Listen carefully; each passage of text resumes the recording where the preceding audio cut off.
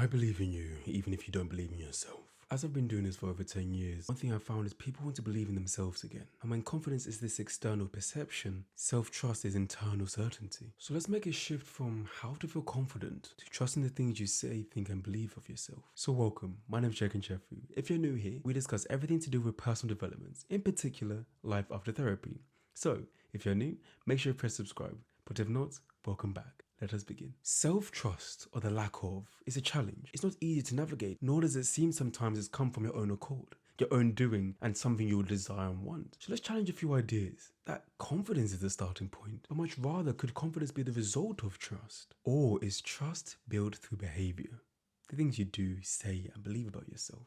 Now, trust, and in particular self-trust, is broken by broken promises. Things you say to yourself that I'm going to achieve, I'm going to do, that you don't fulfill. So if self-trust is built through these kept promises, on the flip side, what ends up happening is you're weakening this identity. And these small failures, they compound, they get bigger and turn into this distrust against yourself, the one person you always have. And when there's distrust, there's inconsistency, and that just creates internal doubt. So you end up stop believing yourself. The issue isn't capability.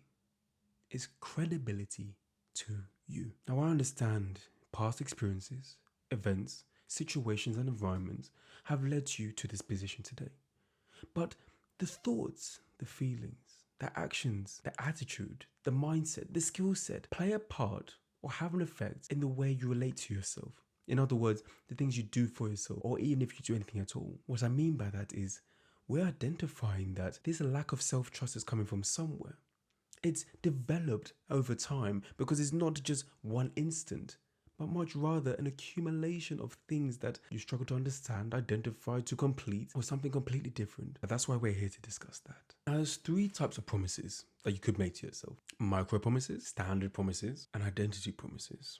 So let's look at them one by one. Micro promises, they're small daily commitments that you make to yourself. And these are basic actions that should be completed, such as doing the bed, getting breakfast, going for a walk, things of that kind of nature. They're almost like the foundation of consistency. The next type of promise is that standard promise. Now, these are behavioral expectations for that daily life. The effort you put into work, university, or school, the way you communicate with friends, family, or other types of relationships. These are essentially rules on how you operate, and moreover, that consistency over those different environments. And lastly, the third type is identity promises. These are commitments you make to yourself tied in who you are becoming.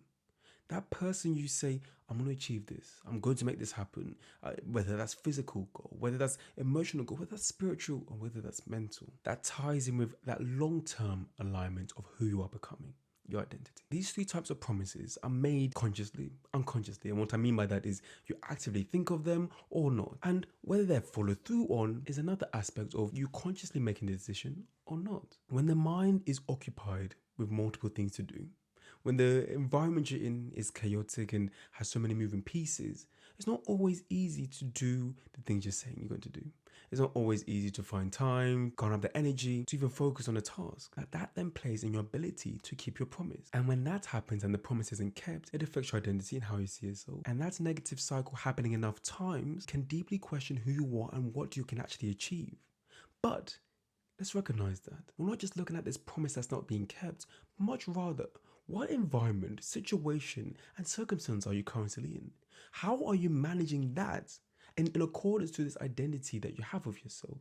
And is it in accordance or not? Now that's a deeper question. Because if you were to describe someone who lacks self-trust, they make plans, but they don't follow through. They rely on the intention of something rather than the execution. And moreover, their confidence declines over time. But if we contrast that with someone who's building their self-trust, they complete those small promises consistently. And really their behavior matches their words. And as we both know, their confidence is built through evidence. So let's make a plan to support you with that. I want you to identify one reoccurring broken promise that you make to yourself.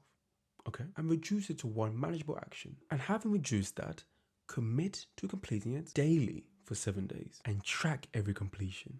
Simple tick box will do. But in doing that, avoid additional commitments. Remember, we want one thing at a time, because what we're trying to do is build that trust through that consistency. And that's how I'm going to leave it. If you enjoyed today's discussion, make sure to press subscribe and also share this with a friend or family member you know is uncertain on how much they trust themselves. I'm sure this video will help. But just before we leave, I'm going to ask you one more question. What's one promise you keep on breaking?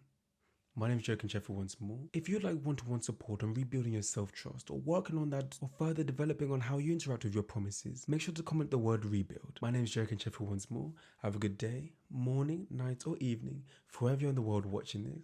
And I'll see you next week for our next discussion.